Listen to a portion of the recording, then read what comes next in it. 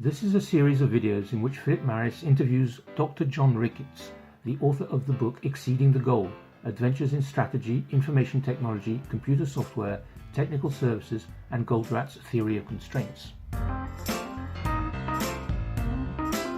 John, the theory of constraints or constraint management has its own project management approach, waterfall approach, called critical chain project management.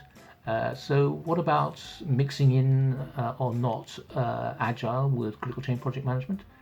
For those jumping in here and watching this as the first video, please beware this is a series of over 20 videos, and so we've explained quite a lot of context in the other videos. You might have trouble if you dive in right here. But anyway, off we go. John, Agile, critical chain, what about it? Agile was invented specifically for software development, and it does not rely on a conventional project plan or conventional project management practices. Planned projects, on the other hand, apply to more than software. While Agile copes with vague and changing requirements by rapid discovery, planned projects strive to fulfill a complete and stable set of requirements on a predictable schedule.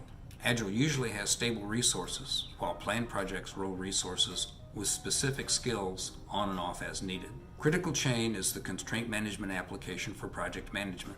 Critical chain was invented for manufacturing of large, complex industrial products like ocean-going oil drilling platforms. However, critical chain has been used in construction, aircraft maintenance, healthcare, and other industries, including software.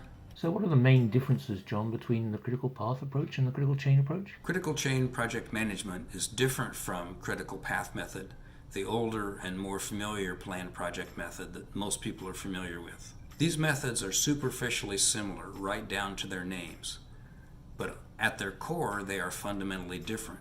Critical path embeds contingency in every task estimate, while critical chain puts contingency only in time buffers. This significantly reduces planned task durations on critical chain projects. They may be easily a third shorter than a critical path project plan. Critical chain plans one buffer ahead of the committed completion date in the project plan, and feeder buffers are inserted to protect the timeline whenever paths converge. There is no concept of buffers in critical path. Critical path starts tasks as soon as possible, while critical chain starts tasks as late as possible. This minimizes work in process and false indications of progress. Critical path follows the task due date rule, which says early task completion is as bad as late task completion. Critical chain instead follows the relay race rule, which says once a task is started, it should be completed as fast as possible without interruption, even if that leads to early completion. This is the reason late task finishes on critical path tend to accumulate,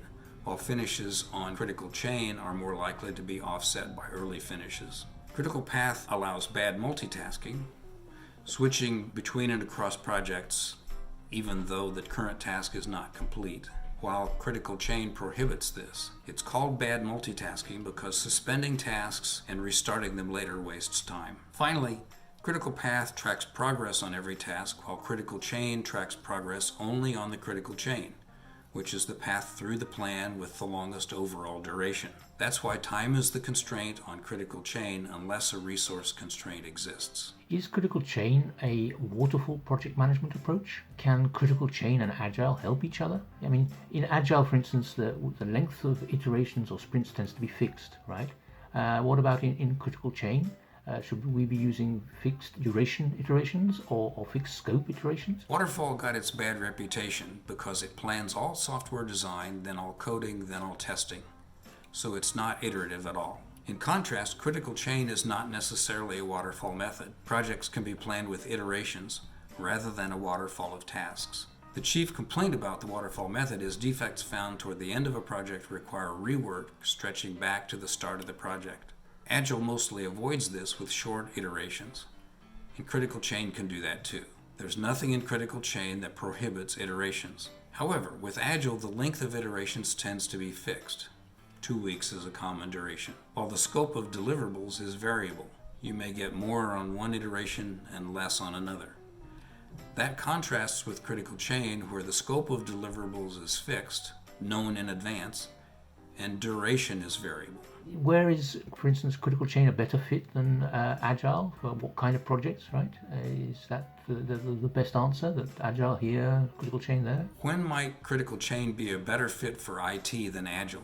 Number one, the requirements are known and stable. Number two, the sequence of tasks must be planned in advance. 3, design and construction are separate projects. 4, specialists must be scheduled to roll on and off the project as needed. 5, correct and complete deliverables are necessary. 6, on-time finish increases the value of deliverables. Date commitments are driven by business events and/or coordination with other projects, and those commitments are non-negotiable. Given those multitude of ways that critical chain can be a better fit for IT, let's consider some examples of non-software critical chain projects from the IT domain. Construction and outfitting of computer hardware factories for things such as chip production or hard drive or SSD production. Research and development projects for hardware and for services. Construction and outfitting of computer centers, including cloud computing. Evaluation and execution of company acquisitions. Due diligence requires planning. And can critical chain project management help in software development projects? And if so, what kind of projects? Finally, can critical chain project management be used in other types of projects that we have in the information technology environment? Let's take a look at some examples of critical chain that may indeed be applicable in the software domain. First, there's migration to another software platform, hardware platform, or developer tool set. In the case of this migration, the requirements are known, and so discovery through iteration adds no value. Second, when there's a major software architectural change, large-scale refactoring may benefit from a planned project rather than improvising it during brief agile iterations. Third, consolidation of multiple software packages into one. Typically that involves big data cleansing and a huge reformatting task. Once again, that benefits from a plan rather than improvisation. Fourth, concurrent releases of a given software product or coordinated releases of dependent software products. To the degree that there's high dependence across projects, having a plan can be better than improvising. Finally, software that is too big, too complex, or safety critical. For instance, lives depend on embedded software for military and commercial aviation, so that's a good reason to look at critical chain. Okay, John. Agile, critical chain, and theory constraints, constraint management, all that stuff. Which is best? Your answer is it depends, which is very much my point of view also. And I think that it's always a good idea also to take into account the idea that there is good and bad implementation of any of these ideas, whether it be agile, right? There's good agile, there's bad agile. Critical chain, there's good and bad critical chain, good and bad constraint management. So beware, any of you listening, if you're starting to think there's a fight between these things, whether there aren't more opportunities for synergies than conflicts, in fact. Thank you very much. Okay, well, let's carry on with the series.